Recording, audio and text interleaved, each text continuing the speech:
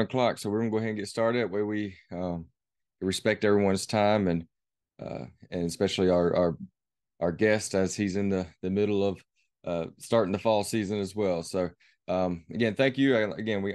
We got some people slowly rolling in, but this is our second webinar of kind of our new Box Out series, Box Out University series, and today we're focused on the power of storytelling. So techniques for building a strong media presence, whether that's you are going to a new school and wanting to start a presence there, or you are at a school that maybe doesn't have that big of a presence and you want to start one. So we're just going to go over a couple techniques today. Here's our roadmap for the day. So we'll do quick introductions here in a second. We're going to talk about the differences in the big three social medias out there. I know there's more that are coming on and people are using. We'll kind of talk about that as well, but we'll talk about the differences of the platform. Then we'll talk about how you put out announcements, season game information, and then highlights and recognitions there towards the end. So again, that's kind of how we're going. Yeah, my name is Thomas Frederickson. I'm a certified master athletic administrator through the NIAAA. I am currently the customer success representative for Box Out. I am also still currently an assistant athletic director and coach as well. So 18 years of doing that full time, and would love to be able to share my knowledge, answer any questions that y'all may have as we move forward. So those are my emails. The two ways you can find me on Twitter. That's where the two ats are. But we're going to let my co-host introduce himself. So David, take it away. Yeah, Dave Utterback, brewer. I'm in Maine, so we're one of the few schools up this way that is relatively active on social media. So I'm fairly new to Box Out. I'm glad that we made the switch over to Box Out from Canva, building graphics from scratch, basically. So my email is right in there, and my handles on Twitter. We're active on Twitter, Facebook, and Instagram through the school pages that I manage. So again, we want to thank David for jumping on with us. He's got some great stuff, so make sure you go follow him when all of this is said and done. So kind of jumping into the differences of the three main platforms before we really dive into it. And so Instagram, right? That's kind of where all your students live, right? You know, us as coaches and parents and community, we're everybody's kind of on there, but that's where your students are. So if you want to make sure that you're reaching out to your students and your athletes and making sure that they're seeing it, you definitely want to post things on Instagram. A couple of differences: you got stories versus post. Right, a couple of years ago, everything was up and down. Right, we were scrolling up and down on post. I think now today, especially with the integration of TikTok the past couple of years, everything's a lot left to right. Right, everyone wants to see that just the stories at the top. But the thing with the stories, if you don't know, they're only there for 24 seconds. So you want to make sure, like the next one says, you want to save stories as highlights if it's a big accomplishment or a big post that you want to save, and it'll save right there to the top of your Instagram page. You can also do videos, Instagram live in there, and then you have actionable links that you can put in your bio. Again, most people turn those into like a link tree, so you get multiple links. But you do have an actionable link in your buyer information. Right. Next one, obviously, is Facebook. That's where your parents and families want to live. That's your community. I think we talked about this a little bit in the July webinar about the differences, but you still have story versus post. Kind of what I wanted to touch on here is the unlimited photo amount. All right, if you really want to make yourself present on social media, you've got to capitalize on Facebook's unlimited photo and unlimited video length. I'll let David kind of speak if he does anything with that as well, but I know with the schools that I've worked with, we've used that unlimited photo by actually creating a album of every single athlete and every single team. And then when spectators come to our games, right, we don't hand out a paper copy of a program anymore. We have a QR code that's right there at the front gate that says scan for a digital program or digital roster or whatever you want to call it. That actually brings us to our website, where our website has a picture of all of our athletes. And then we're able to take that picture and hyperlink it to the photo album in Facebook. So now parents can click on their athlete and go to their photo album and still pictures that we're constantly dumping in there. Again, you got to have a media team and a good photographer and all to do that. And I think we're going to talk about that towards the end. But even if you don't have that, just make sure that you utilize that unlimited photo amount. Obviously, you have Facebook Live. During the COVID times, I actually used Facebook Live other than all of the other platforms that you could use to stream, just solely the purpose I wanted people to get to my social media accounts.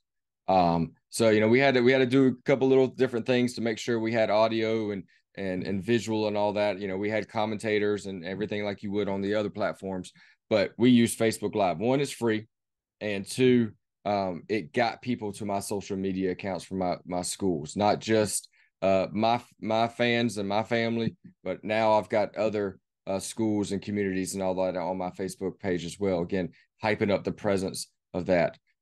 Last thing, if you are creating a Facebook group or page, making sure that you know the differences. So if it's a one for your athletic department, you want to make sure really it's a page, right? You want to kind of mimic a website, right? So pages will be public. Groups are going to be more private. That's more going to be just within the teams or the parents or the booster clubs or whatever you have like that. Usually use groups. But again, if you want it to be public for the community to see, then you probably want to make sure it's a page. So you might want to go in and look at your settings there. So I know there's a lot that you can really dive into Facebook because it offers a lot. David, do you do anything else different? Yeah, the only thing that I would add to the Instagram and the Facebook conversation is that where they're both owned by Meta company, Mark Zuckerberg's company, there's cross-platforming there. That there's a feature where you can turn on, an Instagram post that shares automatic to your Facebook page if they're linked. So that's one of the advantages there. And then really with Instagram, like Thomas said, was the left to right scroll, but also the ability to pin, certain posts and certain videos at the top of your pages. I do that a lot. I have some state championship videos that are pinned to the top of my Instagram page, and those still get a lot of traffic. And I'm seeing notifications of likes even in July and August now, and that's several months after the game because those are pinned at the very top. So utilizing pin and reels, that's what they call video on Instagram is basically a reel, but cross-platforming to Instagram and Facebook has been pretty advantageous for us. Yeah, and part of that beta, like he was speaking about, is the messaging side of it too. So if someone sends your page a message on Instagram or Facebook, you'll get a ding, a notification from beta. So like you said, it's a good one that connects to each other. The other big one obviously is Twitter, or X now, right? I think they've kind of gone through a different little rebranding as well. Biggest advantages there is that's going to be your different schools, your coaches, your colleges. I know certain sports use it for recruiting and things like that. The beauty about Twitter though is just how easy it is to repost and like things, how easy it is to bring up your attendance and things. So when you tag somebody, that person's followers are able to see, or you tag a school, that school's followers will see, your association, right? If whatever state you're in, if you tag that association, then all those people that follow that association as well will be able to see it, like it, and repost it. A lot more things that you got: active links, polls, analytics. Again, a bunch of different things you could do to engage with your fans, your community, and different schools within your reach. Again, David, do you do anything different to Twitter? Yeah, I would say what up my way, it's a lot of media contacts are grabbing your scores on Twitter. So I'm not necessarily putting whole recaps. I'm putting, my scoreboard graphics for my varsity contests on Twitter. I'm not necessarily putting middle school or JV sub varsity. That's not to devalue what they do, but the algorithm on Twitter is going to knock my post down if I post a lot. So I just tend to post varsity only on Twitter so that the media folks can get that for their scoreboard. Yeah, and that's a good point to bring up. Post, and that's something you decide. Do you post the same thing to all three of them, or do you actually, go through and post, like you said, everything, whether it be middle school, JV, varsity, on Instagram and Facebook for your students and athletes and community, and then a little more selective on Twitter. So again, that's just something that you have to look into when you're getting started. Again, don't have a slide for it, but there is TikTok out there. I currently don't use TikTok uh, as an athletic way to publicize our department, but I know there are a lot of schools out there that use TikTok. Could be, and you've got the capability, obviously, to be able to have those quick little videos that you can put out.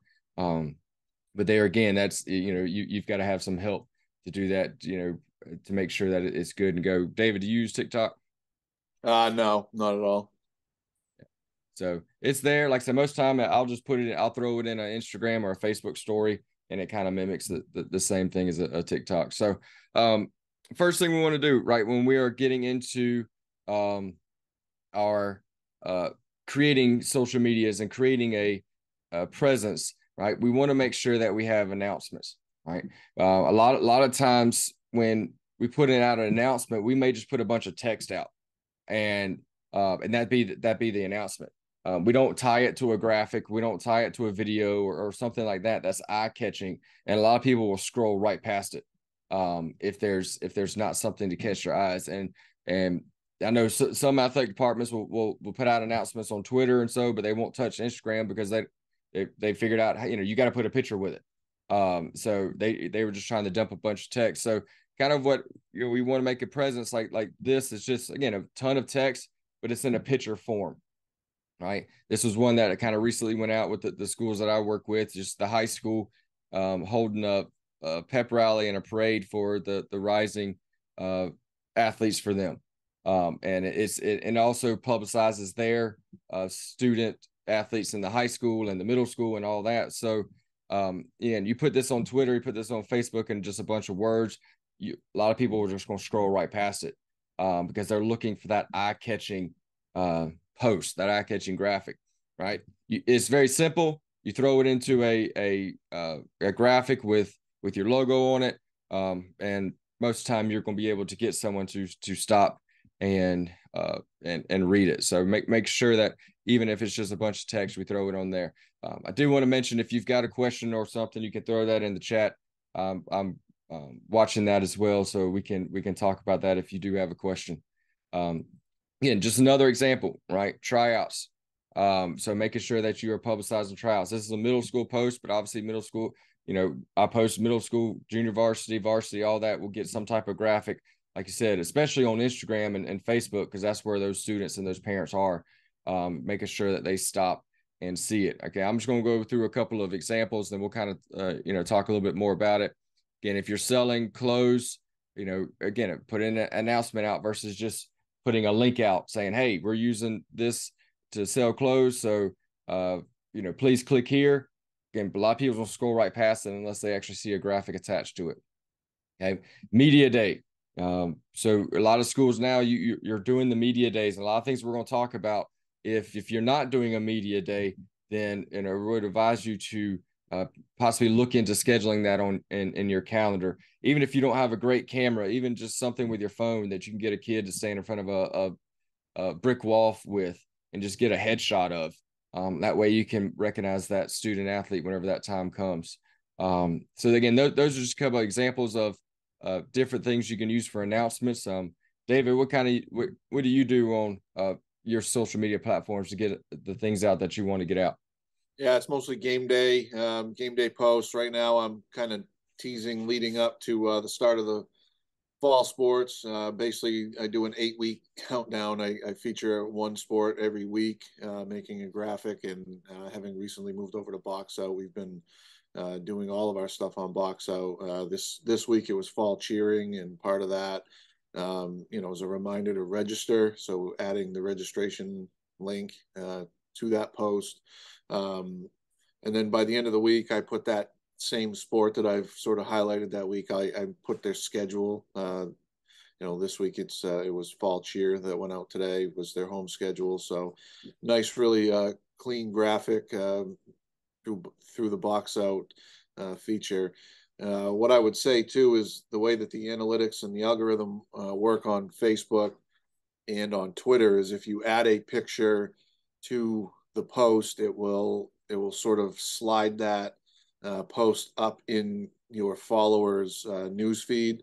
So if it's just plain text, those tend to get buried down and people don't necessarily see them. And then one of the things that Thomas talked about was, you want them to stop on that post. And I won't take credit for this, but at one of the national conferences, the term that I heard and really stuck with me was stop the scroll. You get people on their Mhm. phone and there's thumb, thumb, thumb, finger, finger.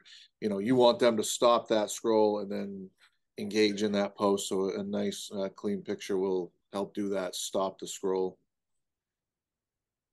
But yeah, I it's like that's basically we want eye catching. We want somebody to stop and see the graphic. Another kind of thing that I like to do too is like again, you have those media days. Now I've got a headshot. Hopefully I can get some athletes and I do a player introduction of every single player.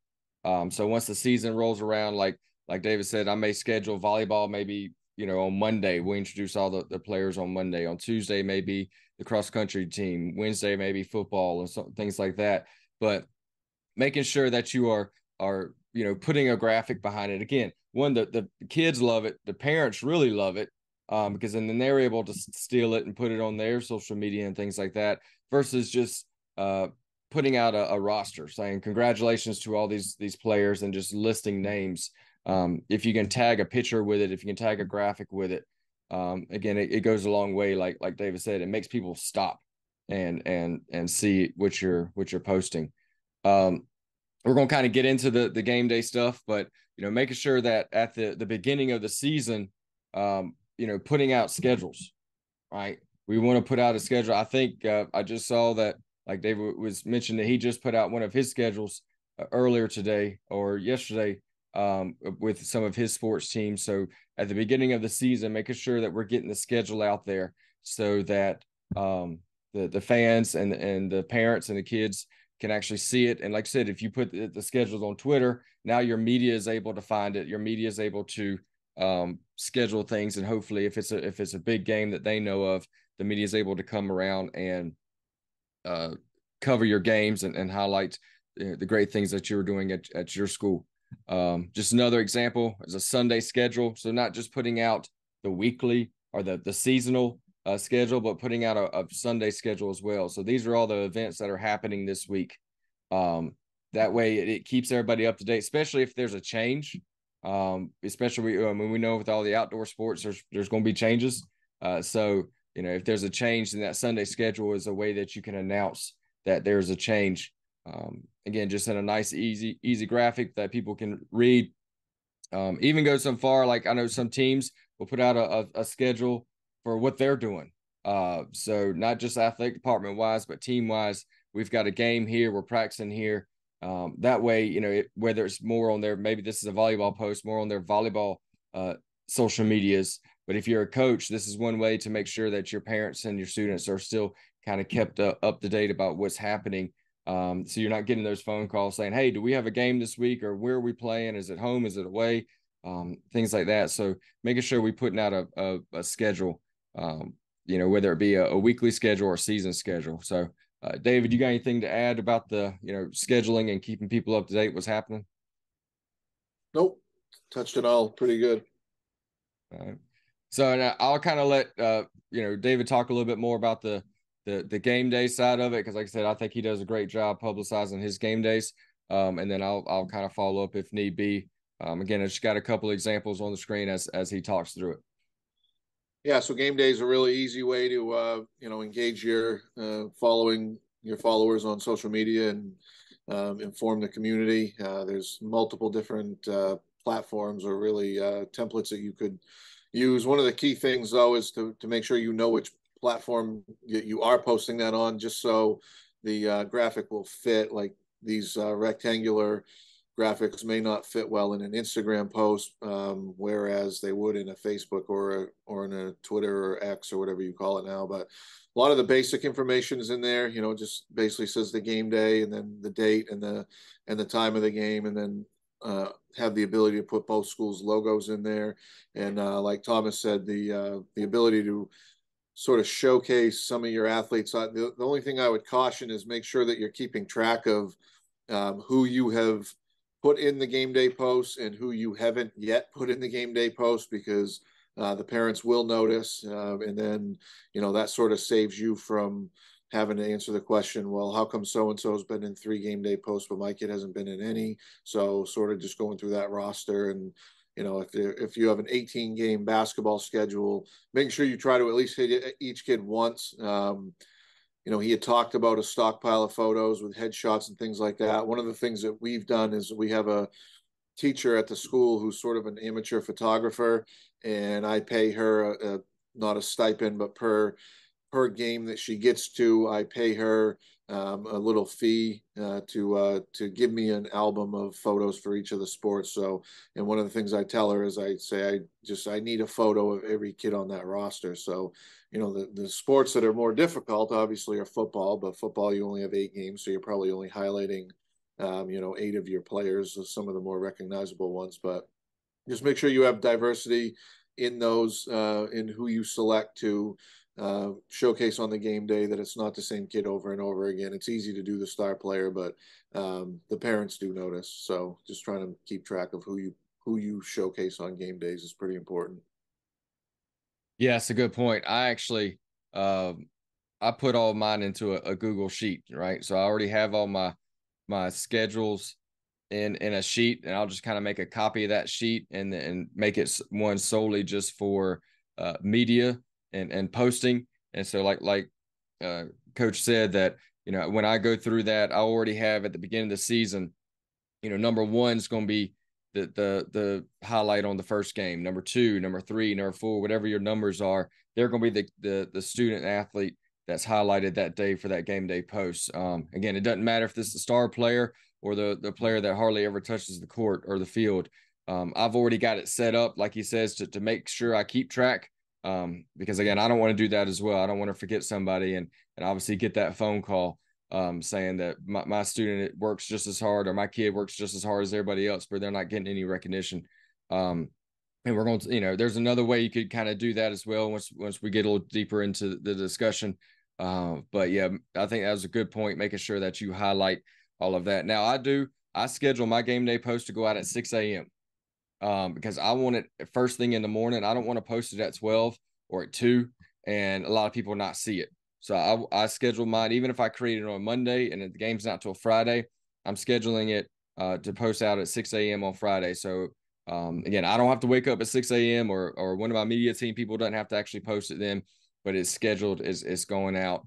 And that way when students and parents and community, right, when they're on their way to work or they're sitting at school in a holding area and they start scrolling through their phones, they see it. And if they forgot about it, maybe it's a reminder that there is a game happening that day, and hopefully they come and show up to those games. So yeah, making sure that the game days, I would say that'd be one of the big ones that you need to do if you're starting one, is making sure that you highlight every game day. Like Coach was saying, you definitely need some type of rubric. Are you highlighting every single game in your department, whether it be varsity, JV, C team, middle school?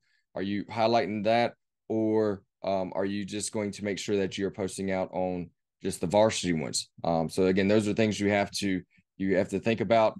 I make sure I highlight, especially on game day, I make sure I highlight every single sport, right? They might not get as much of other recognitions that we're going to talk through, but at least letting people know that there's a middle school game, a C team game, a JV game happening. So we can get those people to those games and to our school. So once the game day post goes out, again, there's another way, obviously, to help with your ticket sales. So if you do online ticketing, make sure that you're putting that out there as well, that tickets are sold here with a QR code, with a link and different things like that. So especially if it's a big game that's coming up, you want people to get tickets in advance to make sure that they have a seat, especially if it's one of those things you think you might sell out if it's in a smaller gym or maybe a baseball, softball park that doesn't have that much seating and there's some type of limitation. Getting a digital ticket post out there as well, I think it's just as important as a game day. So that way you're able to get revenue for your sports. So not only are you telling those people, hey, there's a game, but here's the way that you can buy your tickets and ultimately help out your department by getting revenue. My next post on a game day would be starters. Right, I'm posting out starters every game, really for varsity. Right, I like Coach said, I don't do much of the starters for the middle school and JV ones. And unless I'm just solely a middle school AD, right? If I'm solely just a middle school AD and it's a totally different thing, then I may focus more on posting for the starters. But if it's all in one school, then I'm gonna focus on the highest level that's at that school for the starters. But again, you may be able to do all of them. I think if you can do all of them, that would be great. Again, that just gives each one of your student athletes more of an opportunity to be shine. But just like we're saying, we want an example of pictures. Like I say again, here's a headshot. Make sure I have a headshot of all my athletes, so I'm able to throw it in to a starting lineup graphic. Whether it be baseball, softball, basketball, football, whatever, there's some way that you can do some type of starting lineup. But the key though is if you're going to do this, make sure that you do use the scheduling feature, and you don't post out starters at 12 o'clock, because then the opponents may see it and it may mess up some strategy things that you were trying to do. So always again schedule that. If this game starts at 6 o'clock, I schedule it to post at 6 o'clock. So definitely keep that in mind. David, you do anything with starters? I have not yet. No, but it's interesting concept, certainly. Um, and then so once you get the starters out, then I'm trying to do in-game post as well. Like I said, I know like we talked about, I know there's a ton of ADs, especially in our area, that live on Twitter and they're great in-game announcers via text, right? They, if it's especially a sports like football or soccer or maybe wrestling and cross country or different things like that, where there's not a lot of uh, scoring happening very fast, right? It's not like a basketball or lacrosse or something like that, where it's going to be very hard to keep up with every basket, every goal, everything like that. But if it's a sport that's a little slower, if you want to say on scoring, I'm definitely making sure that I'm putting out a graphic each time there's a touchdown, there's a goal in soccer, if there's a win in wrestling or a good time in cross country or track. So again, making sure that you can do this and getting this stuff out in game versus just via text. Like we talked about, if you're just typing everything, people are scrolling right past it. They're not seeing it. But you put out a graphic like this where it says touchdown, people are going to stop and say, hey, there's the score. Or if you're playing at you're playing at the opponent's location, now you've got parents and grandparents that maybe couldn't make it. Now they're able to actually keep up with what's going on because you're constantly updating with the different happenings, right, of the game. A couple other examples, right? If you have a home run, right? If you have a home run, so making sure you highlight the student that a home run, just putting that graphic out quickly. Again, like I said, in soccer, it's very easy. So throwing out a goal and who assisted. Again, my sport was mainly soccer, and I could put one of these posts out before the whistle was blown to restart the match. So just putting that out there quick to let people know, and obviously the students and the parents love to see it as well. So, David, you do anything besides score updates? We're going to kind of get to the overall score updates, but do you do anything more in game specific? No, not for a regular season game, just because of like we could have three different varsity games going on at the same time, and it's just me. So usually the individual posts are all conference or all star team or something like that, all state. Yeah. So that's good. So, but and then like David said, you've got to have some workers obviously to do this, or you just say, look, I'm going to focus all this on just home games, right? We're not going to really try to do the in-game things like this as much as the away game, just because, like I said, you may not have the bodies, but it definitely helps the presence if people know kind of what's going on. But I would say in-game wise, you definitely need to put score updates out. I think that's the easiest one you can do at the end of the first quarter, at halftime, at the end of the game, making sure that we're throwing the graphics out there, because we want to get. I mean, that's the whole title of this, is the storytelling. We want to get our story out there first, right? We want to post what the score was. We want to put out a graphic before the newspaper does, before the away team does. But we want to make sure that we're telling our story. So making sure that we're putting out a final result, a halftime result. Again, just different things to make sure that your fans and your spectators see what's going on, and especially at the end, and know the results, because you're going to have, like Coach said, you're going to have a bunch of schools and newspapers looking for this at least.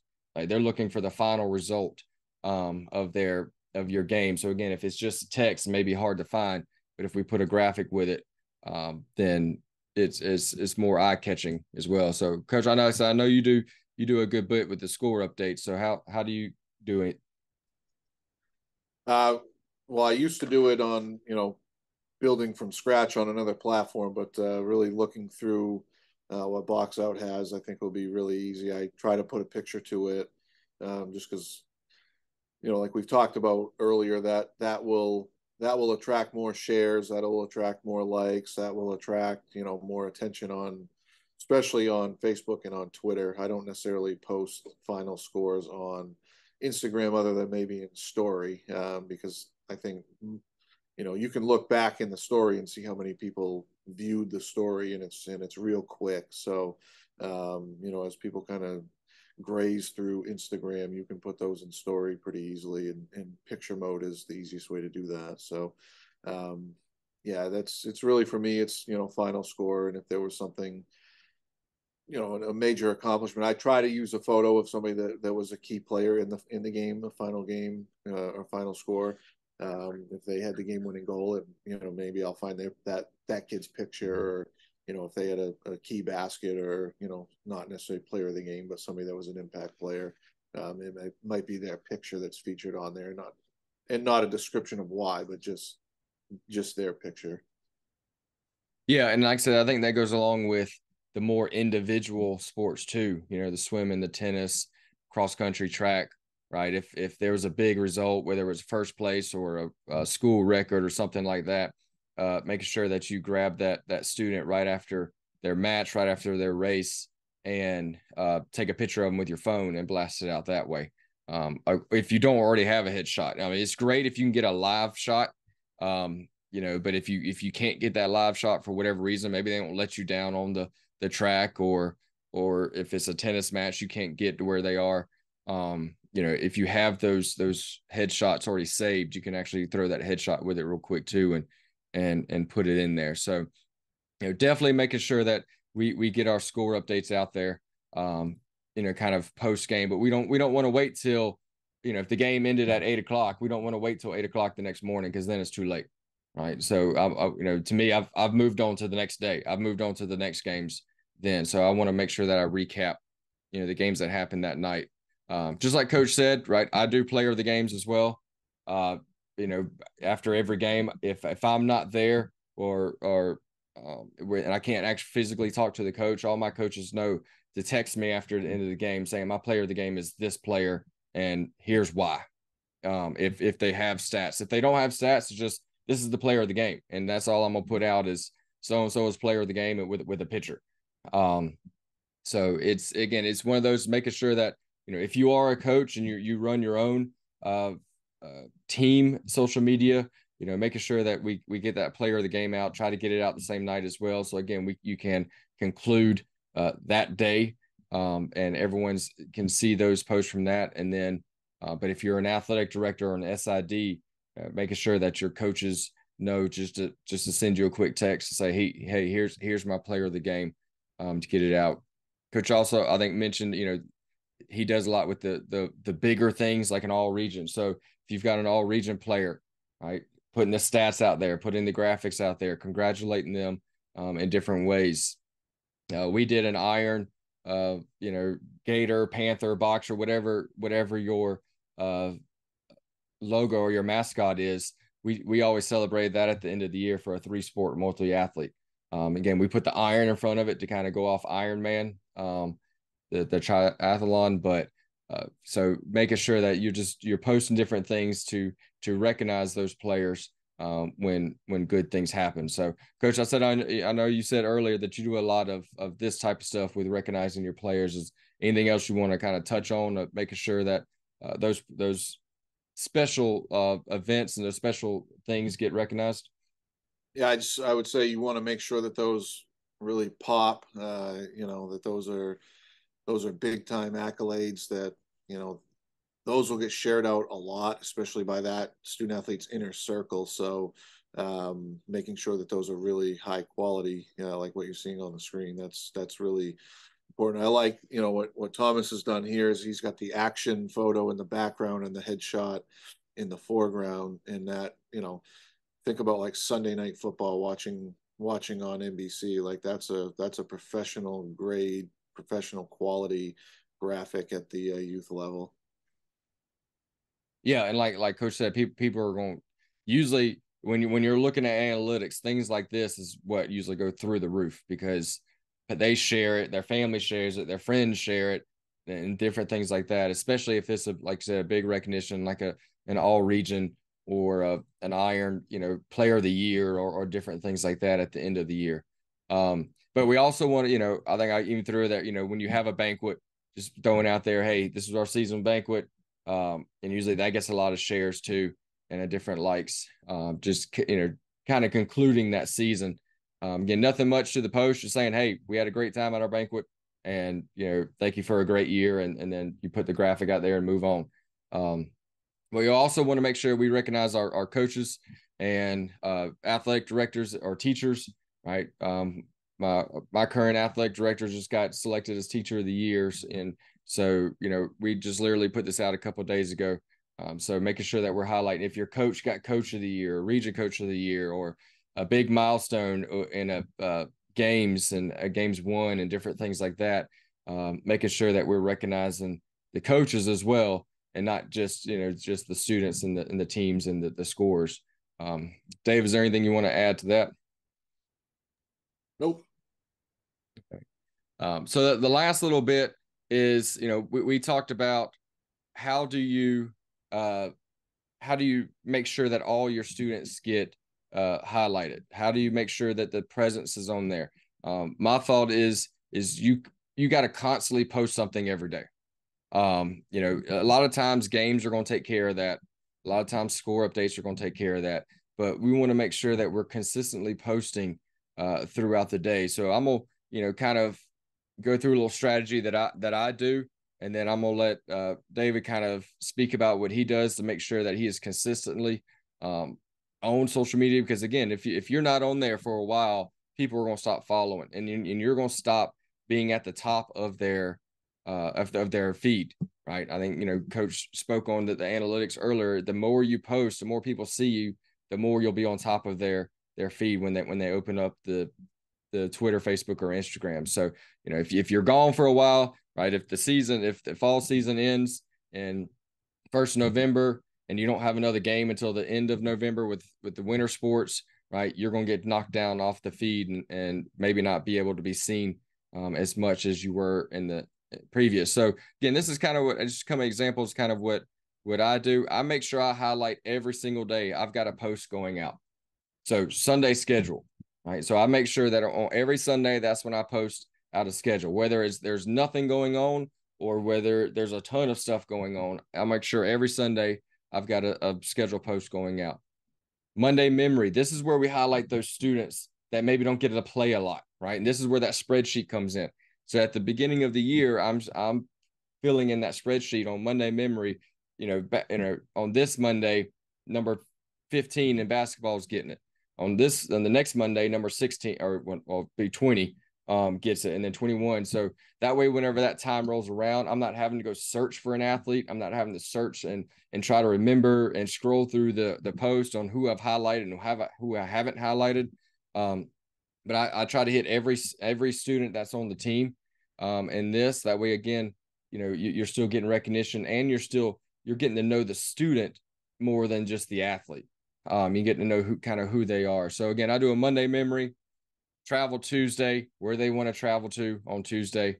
I do a wallpaper Wednesday, right? This one's usually a big hit where I just say, hey, anybody that wants their last name and their number on a graphic like this, shoot us a message. And so people will shoot us a message with their last name, with their number. We'd create the graphic, send it back to them.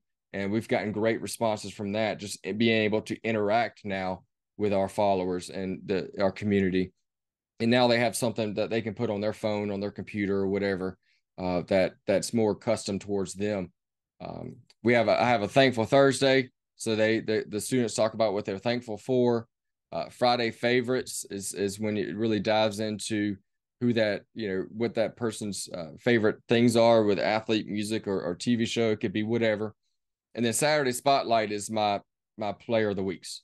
So that's where I put it there. And I try to be I'm not that cutesy when it comes to things like this, but I have my wife's an elementary school teacher, so she's kind of helped me name some of these things. But yeah, I've got a post going out, even if it's between seasons and the off season, I'm still able to post things like this to keep a consistent presence on social media, and to be able to highlight all of the athletes. And then we spoke about, I think, last webinar, and two, you can tag sponsors to these.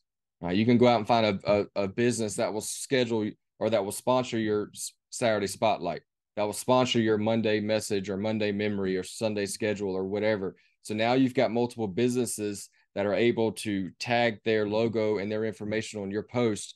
And so obviously that's another way that you're making money off your social media, but also helping the community as well. Because like we spoke about, thousands of people could see your social media posts and see that sponsor, versus maybe a couple hundred that come into your gym or your stadium, or depending on what sport it is, that see a banner.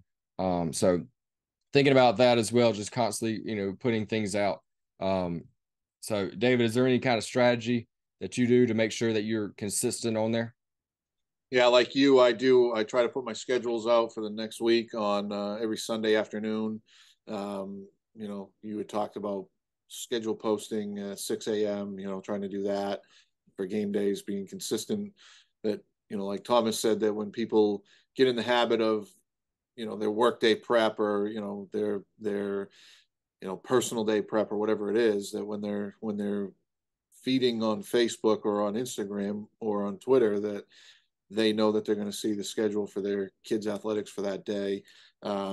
We just started last winter with the athlete of the week concept, and because of the amount of interaction and engagement that got across all our platforms, we sold that athlete of the week for $2,000 this year. So we'll collect 3 installments at the end of each season from a local business who wanted their logo on 2 kids per week throughout the whole school year. It was well worth it for them as far as a marketing and advertising campaign for them to be just the amount of shares, the amount of interactions that Athlete of the Week got. So that was a pretty easy sell. We didn't even have to put it out very, very hard. We had somebody that came and approached us for it. So the more stuff that you do like that, the better, and get consistent with when Athlete of the Week gets posted, when your weekly schedule gets posted, when your game day posts get posted.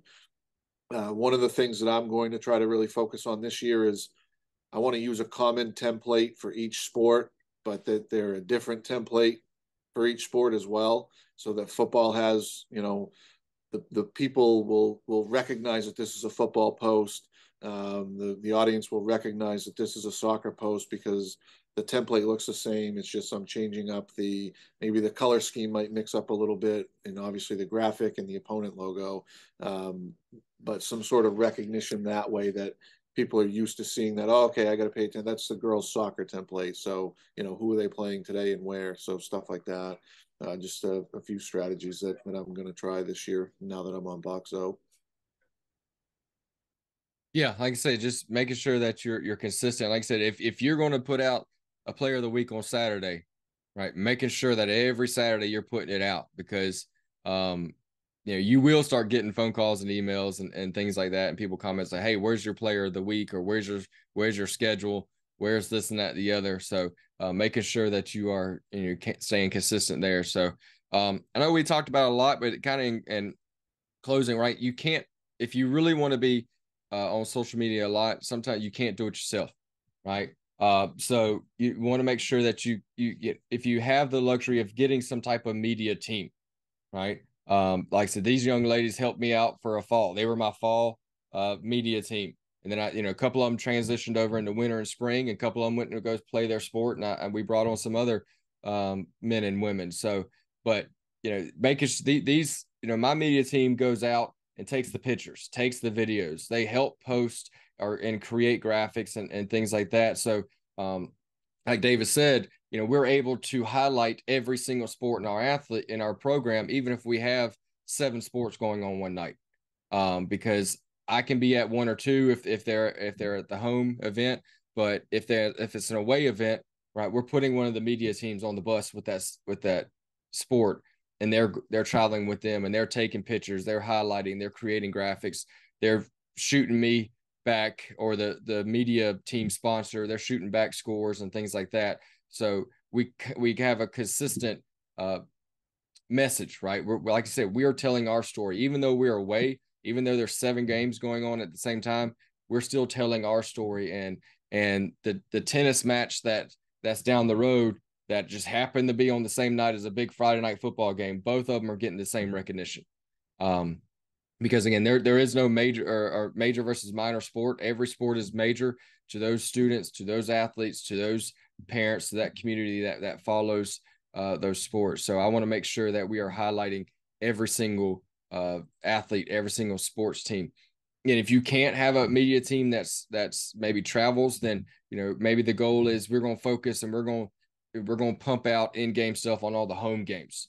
So if there's a game going on in the gym and the stadium, we've got 2 different people covering those, so we can make sure we get things out. So mine was very simple. I just put out there, who wants to get in games for free? And then I had about 50 students email and message and all that. And then we had to go through the vetting process, obviously, and say, well, no, you actually have to work. This is a club. Some schools have this as a class. If you can tie in with your yearbook or your broadcasting or journalism class, and they can kind of use that as maybe some of their hours. So definitely try to get a media team together, and it definitely will help you as that gets on. And plus, I'm able to teach these students that they love sports. Maybe they're not the most athletic, but now we can teach them that there are still jobs in sports that they can do, right? They don't have to be an athlete to be involved with a college team or with a professional team. They can be one of the 100 people behind the scene that are taking pictures, that are creating graphics, that are posting, and different things like that. So definitely look into creating a media team. And I've been where it was the me, myself, and I crew before, and it's rough, and to make sure that you can cover everything. So if you can get a team of students together, plus they'll buy in because it's their school, it's their community. They want to tell their story. David, do you have anything to add to that? The only thing that I would touch on that I don't know if we've discussed at all is the implied consent piece of, um, using a student's image on social media that maybe, the family didn't want their image out there. So one of the things that we've done in my school is through the registration process into athletics, we have a implied consent disclaimer that the family, who's registering the student athlete, they click on the implied consent, awareness and knowledge of implied consent, and if they wanted to opt out of their student being shown or featured on social media, that they tell us. So in athletics, there is that piece of implied consent where there is an inherent, not necessarily, you can't call it a risk just because it's not risk, but name, image, likeness, so to speak, that maybe there's some sort of protection order that the student has, that,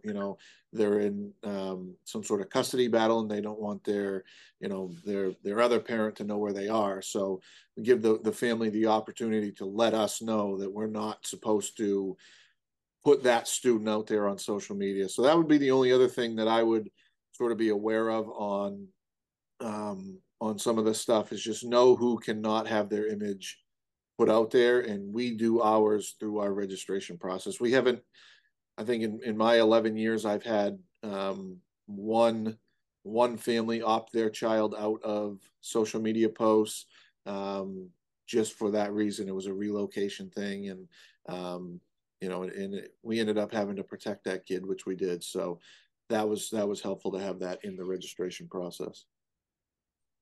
Yeah, it's a good point to bring up. I usually I'll attend every parent meeting as the athletic director, and part of my spill, once I go through everything else I have to go through with the rules and regulations of the high school league and the school and different things like that. That's kind of like my last little sentence to say, hey, we're fixing to blast your teams and your students all over social media.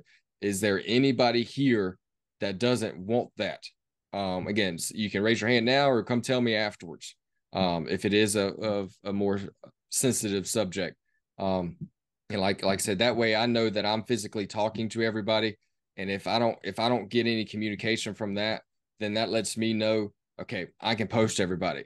If there's a player or a parent that wasn't there, then now I have a short list that I can go into our school office and check the forms versus trying to go check hundreds.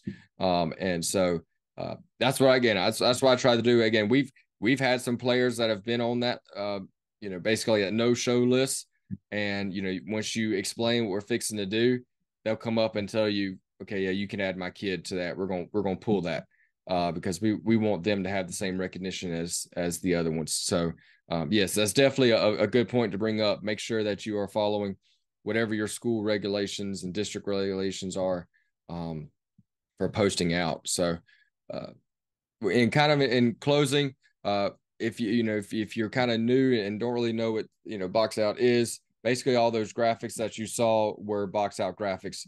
And just like David said, that you can create all these graphics in a minute, sometimes just seconds, and get these things out as quick as possible right there on your phone, on the sideline, and on the sideline of a football field, a basketball court, whatever, and push it out, and not taking 30 minutes on other platforms to create something.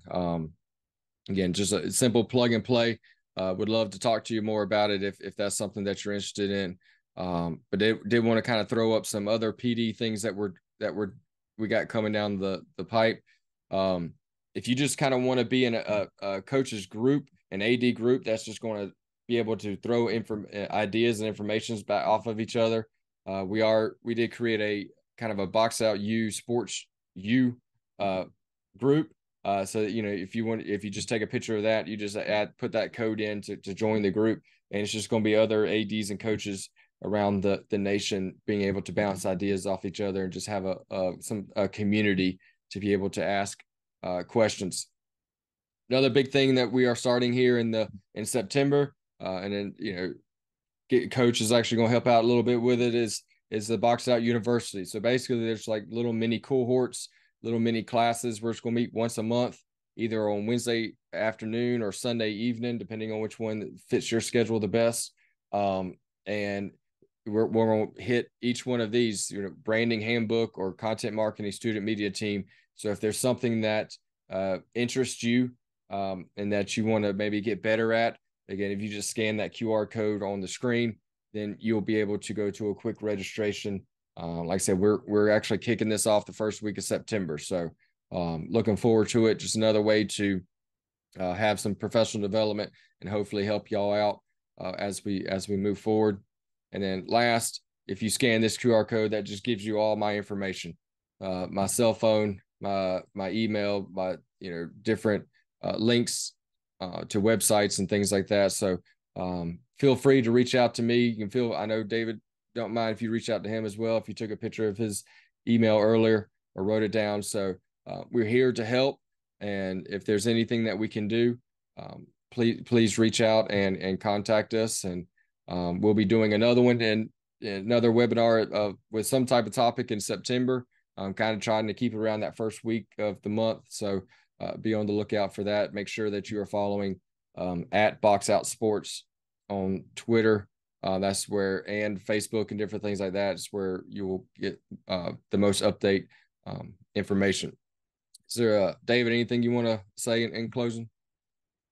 No, thank the audience for jumping in today, and anything that we can do to help, or certainly not the 100% experts. We all learn from each other, and I've learned a lot from listening and following Thomas here for the last couple months, and glad to be part of the Box Out team with what we do in Brewer now. Yeah. So again, I thank you all for listening. We will put this recording on YouTube if you want to listen back to it.